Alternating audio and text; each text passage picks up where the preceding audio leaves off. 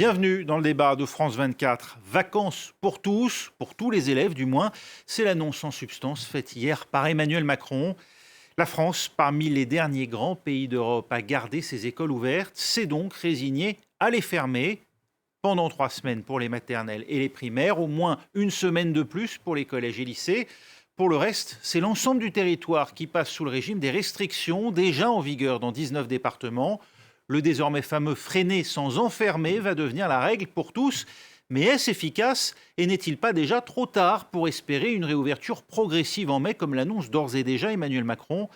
On va en débattre avec ici même à mes côtés Alix Rivière, coprésidente de la FCPE, c'est la Fédération des parents d'élèves de Seine-Saint-Denis. Merci d'être avec nous, Alix Rivière. Également avec nous, Gauthier Ribinski, chroniqueur international ici même à France 24. Bonjour Gauthier. Bonjour Raphaël. Serge Garrigues, ancien chef d'état-major de la zone de défense de Paris, est avec nous en direct également. Bonjour.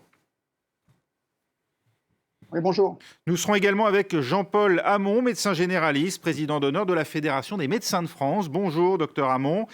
Bonjour. Et puis nous serons rejoints dans la deuxième partie de ce débat par l'épidémiologiste Antoine Flahault. Mais réécoutons d'abord le chef de l'État justifier hier ce nouveau palier et son refus de reconfiner jusque-là. Je sais qu'à chaque étape de cette épidémie, nous pourrions nous dire que nous aurions pu faire mieux et que nous avons commis des erreurs. Tout cela est vrai.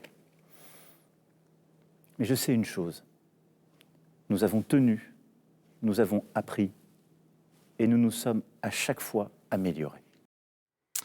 Docteur Jean-Paul Hamon, ces écoles qui ferment, est-ce un aveu d'échec d'après vous ?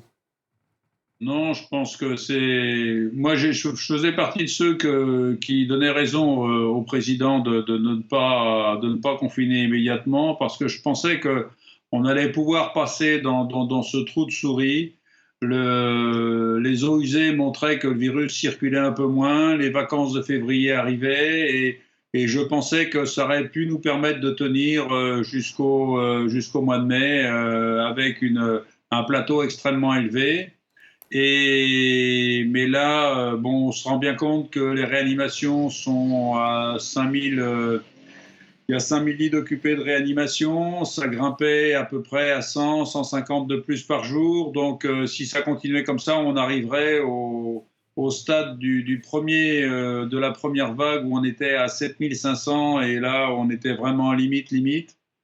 Et donc ça s'imposait de prendre des mesures. Alors là, effectivement, il y a beaucoup de contamination dans les écoles. Les enfants transmettent beaucoup le virus. On a des exemples, nous, tous les médecins généralistes ont des exemples d'enfants qui sont revenus dans leur famille et qui ont ramené le virus à la maison et la famille est contaminée, du moins pas mal de membres. Donc, la contagiosité entre enfants et par les enfants, d'enfants à l'adulte, continue de diviser le milieu scientifique. Oui, mais je peux vous dire, le milieu scientifique, il peut être divisé. Nous, on constate simplement, comme médecin généraliste, que quand un gamin est positif et revient dans un appartement ou un appartement moyen où les enfants sont 2 et la famille, il y a un couple, 4 dans 50 mètres carrés, ça suffit pas pour respecter les mesures barrières. Et moi, j'ai 2 exemples au moins de familles où un enfant a ramené le virus à la maison et maintenant il y en a 3 sur 4 qui sont contaminés. Donc les scientifiques peuvent dire tout ce qu'ils veulent. Je peux vous dire que nous on a des exemples. Alors peut-être qu'on ne fera pas de statistiques avec ces chiffres-là, mais en tous les cas on sait que les enfants quand même transmettent, même si peut-être la contagiosité n'est pas la même pour tous. Et puis on voit bien que dans les écoles, on a bien vu le cas de, par exemple, le lycée de la Croix à Drancy, où il y avait quand même pas mal de contamination, où les conditions dans ce lycée, qui est quand même de conception ancienne, les couloirs sont étroits, les salles sont surpeuplées, on voyait bien qu'il y avait des conditions pour continuer à contaminer, d'autant plus qu'il n'était pas prévu d'isoler les gamins en dehors de leur famille, parce que isoler un adulte dans un hôtel, ça peut se faire, mais isoler un gamin dans un hôtel, ça ne peut pas se faire. Il faut un encadrement, il ne faut pas laisser l'enfant tout seul, etc. Donc tout ça, c'était particulièrement délicat. Donc je pense que le président a eu raison de faire cette coupure de classe pendant 3 semaines et puis de limiter les déplacements au maximum. Maintenant, on va voir si ça nous permet d'attendre d'atteindre le mois de mai sans trop d'encombre. On va en venir aux chiffres dans quelques instants avec Antoine Flahault. Mais d'abord, la maire de Paris, Anne Hidalgo, en était venue à réclamer la fermeture de ces écoles pour Paris, tout comme le député de Seine-Saint-Denis, Jean-Christophe Lagarde. C'était devenu inévitable, Alix Rivière, où vous pensiez qu'il y avait peut-être encore un trou de souris, un espoir pour maintenir ouvertes ces classes? Mais si vous voulez, nous les parents, les équipes et les équipes scolaires que l'on voit travailler au quotidien, on a conscience que la pandémie n'a jamais quitté l'école depuis le mois de mai. C'est ça la problématique. Donc ça a tenu, si vous voulez, tant que ça a pu tenir. L'introduction de différents variants et de ce taux de reproduction très fort, effectivement, ça amplifie la problématique. Mais aujourd'hui, qu'est-ce qu'on fait si on veut vraiment remettre les enfants en milieu scolaire, enfin, les élèves en milieu scolaire? Parce que mai, on n'a pas trop d'espoir par rapport à ça. Juin, on sait tous que c'est quand même le dernier mois de l'année scolaire. Vous dites que vous n'avez pas trop d'espoir, c'est-à-dire vous ne croyez pas à une reprise des cours le 26 avril pour les maternelles et les primaires, une semaine plus tard pour les collèges et lycées? De façon partielle. En présentiel, parce que l'école à distance aura lieu. Moi, je pense qu'on va aller certainement vers quelque chose qu'on a connu en mai et qui était véritablement une catastrophe pour les parents. Parce que un coup on les prenait, un coup on les prenait pas. Enfin, ça dépendait d'un tas de facteurs. Donc, moi, je vois pas demi-groupe. Oui, mais en l'état, ce n'est pas possible. Nous, en Seine-Saint-Denis, les élèves sont les uns sur les autres. Sur les adultes, enfin, je veux dire, il n'y a pas de place.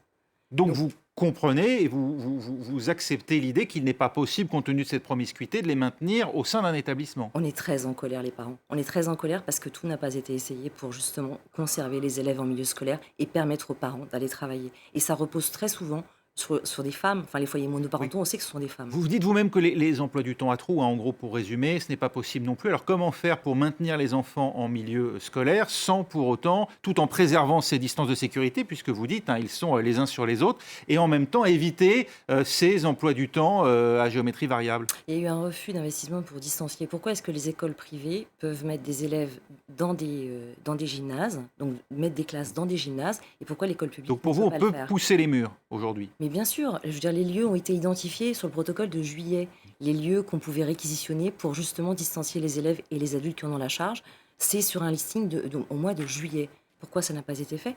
Visiblement, c'est simplement un refus d'investissement. Nous, on est catastrophés réellement. On va revenir sur le cas spécifique des écoles, mais peut-être avec vous, Serge Garrigues, plus généralement, ces annonces hier du chef de l'État et ce changement de pièce, le signe que le gouvernement est contraint de changer de stratégie face à une troisième vague peut-être plus forte qu'il ne l'avait anticipé, aussi que le couvre-feu et la fermeture des restaurants ne suffisent plus, ont-ils d'ailleurs jamais suffi? Écoutez, depuis le début de cette crise, on est quand même au 13e mois de la crise, je pense qu'on est vraiment habitué maintenant à ces décisions un peu imprévisibles venant de l'État, si vous voulez, et on s'aperçoit qu'encore mercredi, on avait encore 30 millions de Français qui étaient dans l'attente et qui ne savaient pas réellement qu'est-ce qui allait se passer, et puis qu'il y a des mesures qui sont prises au niveau le plus élevé, même s'il y a des gens qui sont en dessous travaillent sur différentes stratégies. Il y a des fois une incompréhension de la situation et des décisions qui sont prises par rapport à la situation. Antoine Flahault, que disent les chiffres des mesures de freinage en vigueur depuis 2 semaines dans 16 départements? La fermeture notamment des commerces non essentiels, ajouté au couvre-feu, est-ce que ça a eu un quelconque effet? Bien sûr, ça a eu un effet énorme, mais pas suffisant. C'est ça le problème. C'est-à-dire qu'on a des taux de reproduction qui sont autour de 1,10, 1,15, qui n'arrivent pas heureusement à 1,20, mais ils étaient bien supérieurs au mois de mars dernier. Ils sont écrasés par toutes ces mesures. Et d'ailleurs, si on n'avait pas eu affaire à ce nouveau variant, on serait débarrassé depuis bien longtemps. On serait débarrassé probablement depuis la mi-décembre de cette circulation du virus. C'est vraiment ce variant d'origine britannique qui tire vers le haut ce taux de reproduction et qui donc tire la courbe épidémique vers le haut et qui nécessite des mesures supplémentaires. Néanmoins, ces mesures mises en œuvre jusque-là, ces restrictions, elles sont suffisamment efficaces pour qu'on éprouve la nécessité de les étendre à l'ensemble du territoire? Alors voilà, l'un des problèmes, c'était leur restriction territoriale, si je puis dire. Et puis le deuxième problème, c'était le fait qu'à l'école, les enfants pouvaient continuer à avoir des interactions et disséminer le virus. C'est pas que les enfants sont plus disséminateurs que les autres, mais c'est qu'ils le sont autant que les adultes, et que comme il n'y avait que cette partie-là de la société qui était véritablement ouverte, plus quand même les interactions qu'entraîne le fait que l'école soit ouverte. Les parents vont emmener leurs enfants, peuvent discuter, avoir des interactions avec les autres parents, avec les enseignants, etc. Donc tout cela est stoppé, et par ailleurs, sur le plan territorial, il y a maintenant une extension territoriale, parce qu'en fait, il n'y a pas un département qui n'est pas aujourd'hui dans une situation véritablement de remontée de cette vague épidémique. Docteur Hamon, le freiner sans enfermer, est-ce qu'on a raison de laisser les gens libres de sortir toute la journée ? Oui, ça a plutôt été une bonne chose, parce que le gouvernement a quand même retenu les leçons du premier confinement, à savoir ne pas sortir sur des plages où il n'y a personne, ne pas aller dans les forêts où on a quand même assez peu de chances de se contaminer si on n'est pas en groupe, peut-être proches les uns des autres, que les gens aient le droit de respirer. Vous savez, c'est une bonne chose de permettre aux gens de respirer à Paris sur les quais de la Seine, parce qu'ils ne comprendraient pas très bien pourquoi ils ne pourraient pas aller se balader le dimanche et le samedi sur les quais de Seine, alors qu'ils sont entassés dans les lignes de métro toute la journée pour aller bosser. Donc, moi, je pense aussi que le gouvernement a tenu compte de l'état mental aussi des Français. Vous savez, c'est pas un hasard si maintenant il y a un psychiatre dans le comité scientifique. Et je pense sincèrement que le confinement sévère aurait certainement amené des manifestations, quand on voit ce qui s'est passé à Lille, ce qui s'est passé à Lyon, ou encore ce qui s'est passé avec un chanteur qui a incité les gens à s'embrasser du côté dans le Midi. Donc tout ça, on sent bien qu'il fallait que le gouvernement compose avec ce qui pouvait être raisonnablement proposé, sans imposer quelque chose de trop restrictif qui aurait certainement n'aurait pas été respecté et aurait certainement déclenché les manifestations. Justement, Général Garrigues, est-ce que les Français ils comprennent bien ces règles où à la fois on leur demande pas de réunion de plus de 6 personnes, le couvre-feu à 19h, désormais plus de Français dans les écoles et le télétravail, la règle pour tous, et en même temps cette possibilité de sortir. Est-ce que ce n'est pas trop compliqué ? Est-ce que ce n'est pas ce qui explique aussi peut-être certaines dérives qu'on a observées ces derniers jours avec ces réunions massives à Lille ou encore à Lyon ? Je dirais que le mal est beaucoup plus profond, si vous voulez. Lorsqu'on revient finalement au tout départ sur les planifications qui ont été mises en place au niveau de l'État, que ce soit d'ailleurs dans le domaine de la santé ou dans d'autres domaines, on s'aperçoit qu'il y a un partenaire qui n'est jamais évoqué, qui n'est jamais identifié, c'est la population. Autant dans les plans, vous avez tout ce qu'il faut concernant les forces de l'ordre, les pompiers, les médecins, les hôpitaux, les associatifs et tout. Et on s'aperçoit que la population, qui normalement devrait être un membre très important et qui devrait participer, si vous voulez, activement à cette gestion de crise dans le domaine-là, et finalement n'a jamais été un partenaire. Et là, on s'aperçoit que l'État régalien est en train de découvrir un petit peu ce côté-là. Et au début, ça a été très dur, réellement. On s'aperçoit pour discuter, on l'a bien vu, les problèmes qu'il y avait avec les médecins libéraux, avec les collectivités, qui n'étaient pas des partenaires habituels avec lesquels ils étaient. Ils ont ouvert. Et la population, là, elle est en surinformation, elle est en perte d'initiative par rapport à ce qu'il y a. Et finalement, tout ce qui arrive actuellement est vu comme une sorte de contrainte sans réellement participer réellement à l'effort global. Donc, je sens qu'effectivement, il y a quelque chose d'assez fort actuellement qui est en train de ressortir, et j'espère que ça ne va pas exploser comme on peut le craindre dans certains endroits.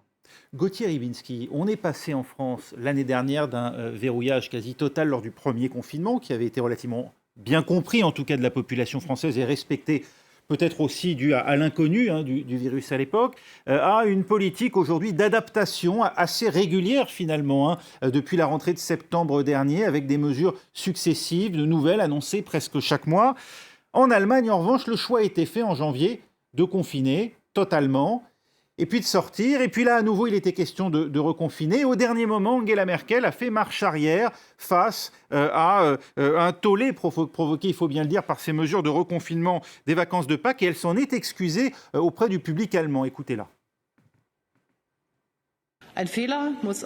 Une erreur doit être appelée une erreur. Et plus important encore, elle doit être corrigée, et si possible, à temps. Je sais que cette proposition a provoqué une incertitude supplémentaire. Je le regrette profondément et pour cela, je demande pardon à tous les citoyens. Alors là aussi, comme en France, on pourrait dire il y a des changements de pied, il y a des évolutions, sauf qu'on l'assume et le langage a l'air beaucoup plus clair. Oui, tout part de la manière dont on considère, avec quelle estime et surtout comment on imagine le premier d'entre nous, c'est-à-dire le chef de l'exécutif. En France, c'est une banalité, c'est un truisme de dire qu'il est magnifié, qu'il est déifié, parfois en tout cas qu'il a une essence, un parfum, sinon divin, du moins extraterrestre. Et ça n'est pas le cas en Allemagne pour une raison très simple, c'est que d'une part, et peut-être qu'on y reviendra, vous avez un système fédéral avec des personnalités très fortes au niveau de ces Länder et avec des régions qui sont véritablement des poids, aussi bien culturels, politiques, économiques. Angela Merkel ne décide pas de tout en matière de santé. De santé non plus. Et alors, l'un des grands problèmes en Allemagne, c'est l'éducation. La question de l'éducation qui est déterminée par les Länder est quelque chose d'absolument chaotique et compliqué. Et donc, ça, c'est la première raison. Et la deuxième, évidemment, elle tient de l'histoire. C'est-à-dire que tout est fait dans le système allemand pour que celui ou celle qui aurait des velléités de cavalier seul, des inspirations dictatoriales ou autres, eh bien, soit coupé, soit stoppé par un système institutionnel qui l'empêche de progresser. Et donc, Angela Merkel, comme vous le disiez, il y a un certain nombre de domaines, la santé, l'éducation, où elle est limitée. Alors, mais elle semble avoir habillé finalement ces limitations institutionnelles d'une forme de sagesse. Oui, alors, on va dire, pour être le plus objectif possible, on va dire que c'est une ruse de la vertu. Parce qu'il y a d'un côté cette demande, voilà, vous disiez une erreur, je dis c'est une erreur, je le reconnais, je vous demande pardon. Ok, très bien, y compris pour la culture protestante d'un tiers des Allemands. Mais il y a aussi tout simplement la manœuvre qui consiste à couper l'herbe sous le pied de l'opposition, qui était déjà... Alors quand je dis l'opposition, c'est aussi bien la gauche social-démocrate, les Verts, Die Linke, qu'aussi la droite, l'extrême droite, toute opposition confondue, qui s'apprêtait évidemment à générer un tollé et accuser des pires choses Angela Merkel. Et au fond, elle leur dit, très bien, je reconnais, j'ai fait une faute, donc on passe à autre chose maintenant. Derrière l'apparente humilité qui revient à accepter, à reconnaître son erreur, est-ce qu'il n'y a pas aussi une manière de céder à la tentation populiste de satisfaire le public contre les impératifs de santé ? Alors, ça c'est... Oui, on peut concevoir cet argument. Simplement, au sein de l'État allemand, de l'exécutif, je peux vous dire qu'on est sacrément, au contraire, vent debout contre tout ce qui est populiste.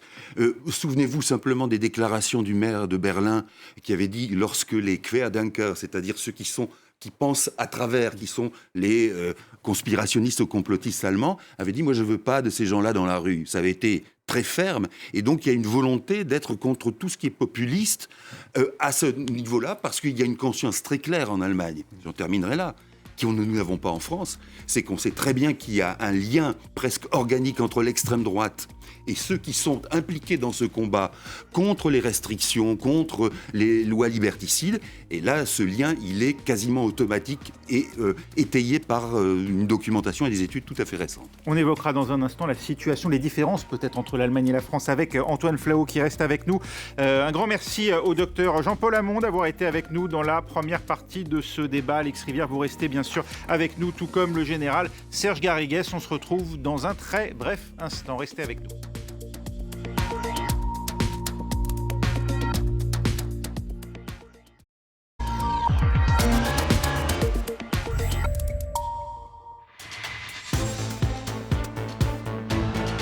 La France a-t-elle trouvé enfin le bon chemin, la bonne réponse face à la pandémie de coronavirus après les annonces faites par Emmanuel Macron hier et cette fermeture des écoles pour 3 semaines? On continue d'en débattre avec toujours à mes côtés la coprésidente de la FCPE pour la Seine-Saint-Denis, association fédération de parents d'élèves, Alix Rivière, avec également mon confrère France 24, Gauthier Ribinski, avec également le général Serge Garrigues, ancien chef d'état-major de la zone de défense de Paris, et puis avec l'épidémiologiste Antoine Flahault, directeur de l'Institut de santé globale à la faculté de médecine de l'Université de Genève. Antoine Flahault, on entendait Angela Merkel s'excuser auprès des Allemands pour avoir envisagé la fermeture, disons en tout cas le confinement du pays à l'occasion du week-end de Pâques et y avoir finalement renoncé face au refus généralisé de son opinion publique. A-t-elle eu raison de le faire d'un point de vue médical ? Alors, d'un point de vue médical, l'Allemagne n'est pas au niveau de la France. Il y a pratiquement la moitié de décès par jour enregistrés en Allemagne par rapport à la France. Donc on peut penser qu'il y a la moitié de contamination. C'est plus compliqué de comparer les contaminations parce que l'Allemagne teste plutôt moins que la France en ce moment.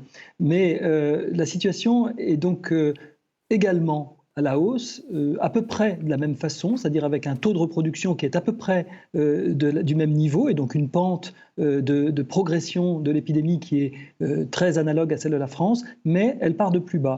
Donc il y a peut-être moins cet état d'urgence, de saturation hospitalière qu'il y a en France, et en ce sens, on ne peut pas prendre des mesures dans une démocratie sans avoir un assentiment des citoyens. Et elle a senti que les citoyens ne suivaient pas et donc elle a fait un petit peu marche arrière. Je pense que c'est extrêmement compliqué de gouverner dans cette période-là, partout en Europe et dans le monde aujourd'hui. Et dans les démocraties, la participation des citoyens est essentielle. Sinon, vous pouvez toujours promulguer des choses, mais ça n'aura pas d'effet. Alors Antoine Flahault, Emmanuel Macron hier a annoncé, c'est l'une des principales annonces retenues, outre évidemment l'extension à l'ensemble du territoire des restrictions déjà en vigueur dans un certain nombre de départements, la fermeture des établissements scolaires pour 3 semaines. C'est donc la première fois depuis mai dernier que la France ferme à nouveau ses établissements. Écoutez le président de la République.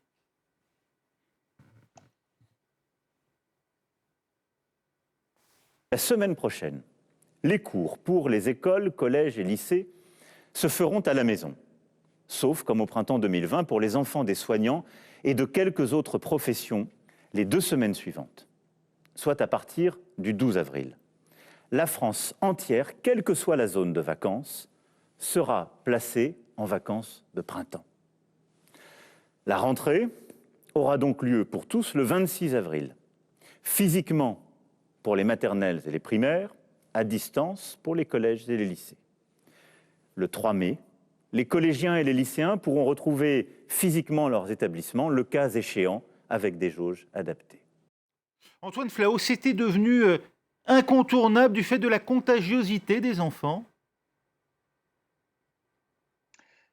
Oui, on peut dire ça comme ça. En fait, la contagiosité des enfants était restée presque le seul bastion de contagiosité dans la population française, parce que le couvre-feu, l'arrêt de la vie culturelle, sociale, sportive, festive, le télétravail, tout cela a fait que les interactions chez les adultes étaient quand même très limitées et que les interactions qui restaient étaient celles des enfants. Je dirais que, en principe, toutes les mesures précédentes sur les anciennes souches, avant les nouveaux variants, auraient probablement été très efficaces et très suffisantes pour venir à bout de cette pandémie. Mais les nouveaux variants en ont décidé autrement, et c'est vrai que la transmission dans les écoles devenait un foyer de contamination des adultes et des jeunes adultes particulièrement préoccupante, et donc c'était la mesure qu'il fallait, à mon avis, prendre de façon assez urgente pour reprendre vous dites un contrôle urgente. La France a-t-elle trop traîné, d'après vous ? On entendait Emmanuel Macron pendant plusieurs semaines nous dire que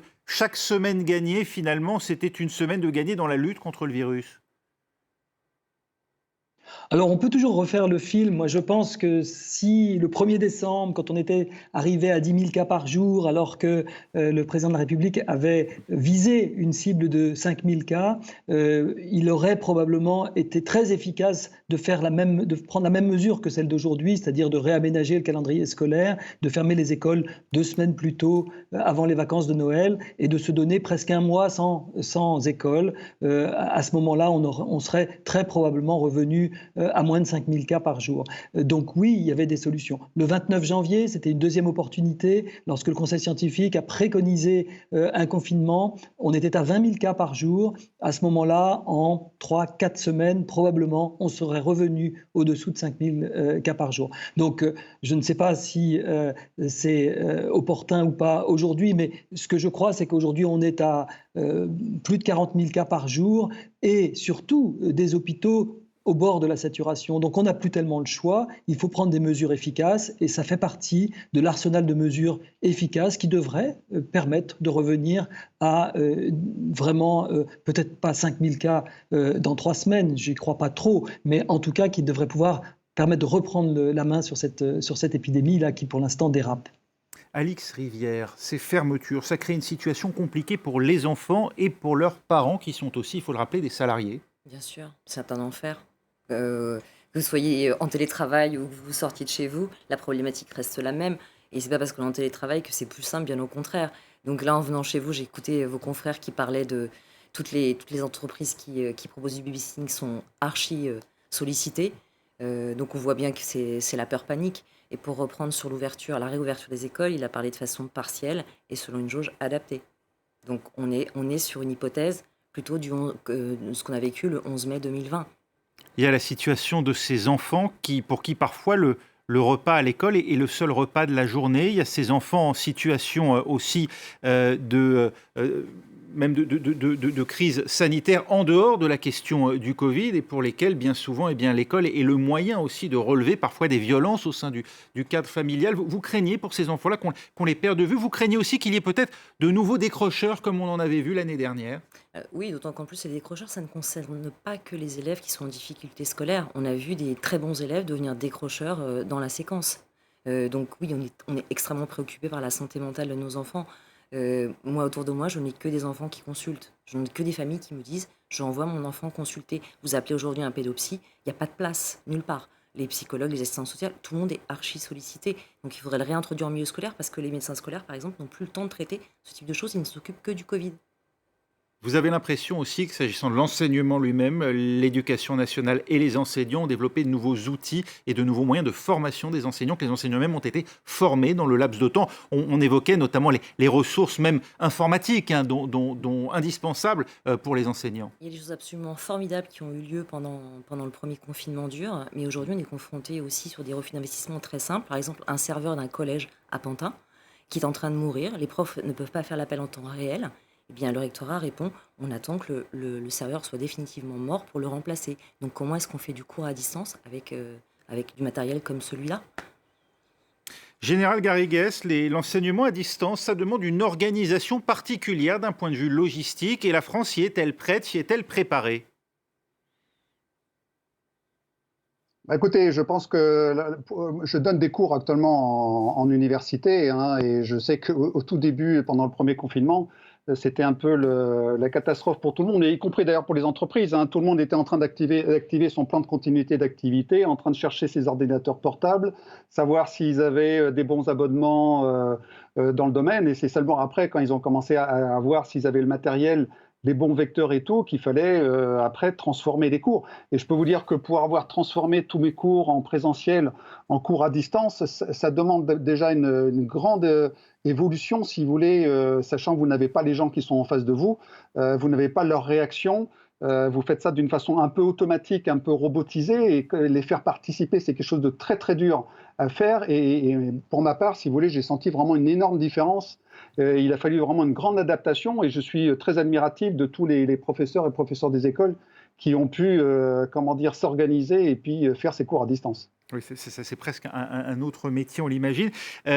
S'agissant des parents, vous comprenez l'annonce du gouvernement aujourd'hui de les autoriser à déposer les enfants à l'occasion de ce week-end de Pâques chez les proches. Vous dites c'est indispensable pour permettre aux salariés ensuite de retrouver leur liberté aussi de télétravailler, ou bien au contraire ça va creuser des inégalités entre les enfants qui peuvent bénéficier parfois d'un havre de paix au sein de la famille à l'extérieur des grandes villes et ceux qui vont rester au domicile.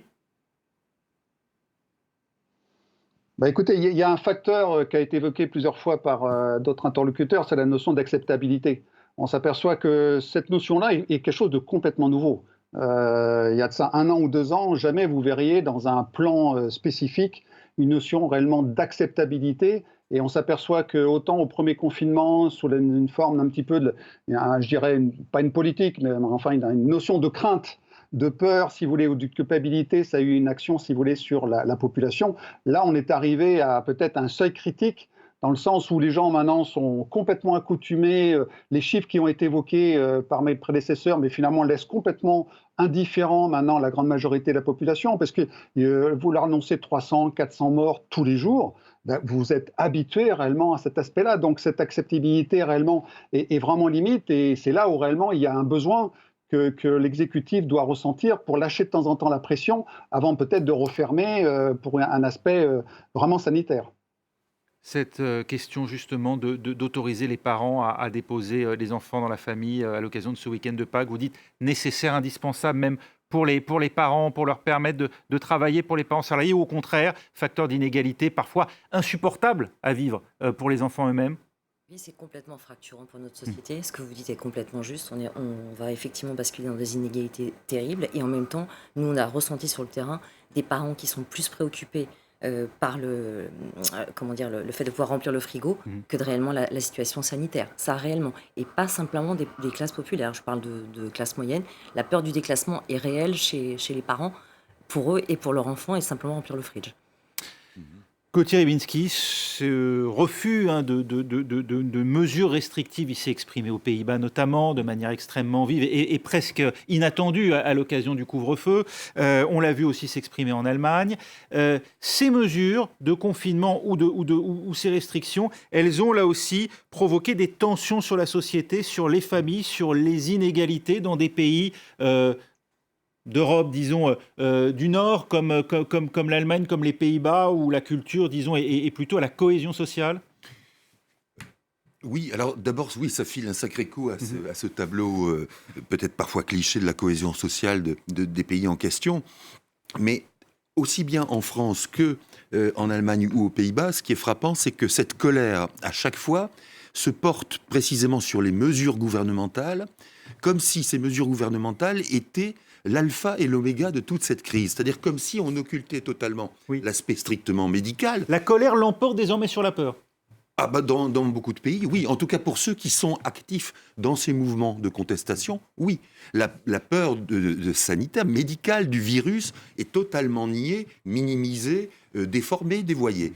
Et donc, à chaque fois, vous avez, c'est un petit peu l'affaire du « quand le sage montre la lune, l'idiot regarde le doigt », c'est-à-dire des gens qui sont persuadés que le mal dans cette affaire est quelque chose d'intrinsèquement lié à l'exercice du pouvoir des élites, comme on dit, et c'est contre ça qu'il faut se battre. Alors que précisément, l'état des choses que vous dressiez tout à l'heure montre bien qu'il y a des marges pour essayer d'inventer des façons justement d'éviter le krach, d'éviter le déclassement, d'éviter le décrochage.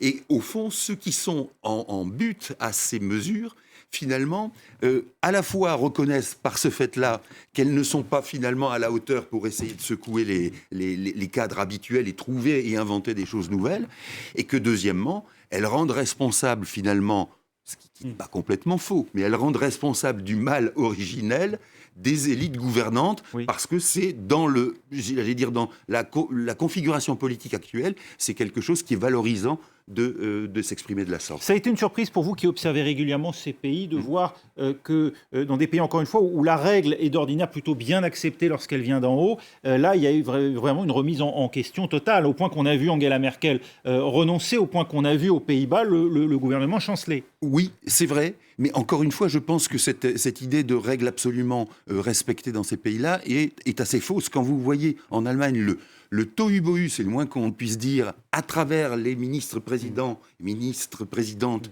des Länder qui se tapent dessus à qui mieux. Et effectivement, le geste d'Angela Merkel consiste aussi à désamorcer un peu cette cocotte minute. Bon, donc il n'y a pas forcément l'ordre et la discipline qui règnent. Mais oui, ça fait partie d'une remise en cause générale de ce qu'est le pouvoir, de ce que sont les élites culturelles, c'est-à-dire celles qui donnent le là ordinairement sur tout et rien, et en l'occurrence tout pour une pandémie. Oui, c'est une remise en cause de ça, mais avec finalement aucune solution de rechange et surtout pas une réflexion, une contestation de propositions. C'est quelque chose de, encore une fois, on l'a dit tout à l'heure, c'est très, très, très clairement corrélé, notamment en Allemagne et aux Pays-Bas, avec l'émergence d'une extrême droite populiste, comme vous disiez tout à l'heure, on y revient.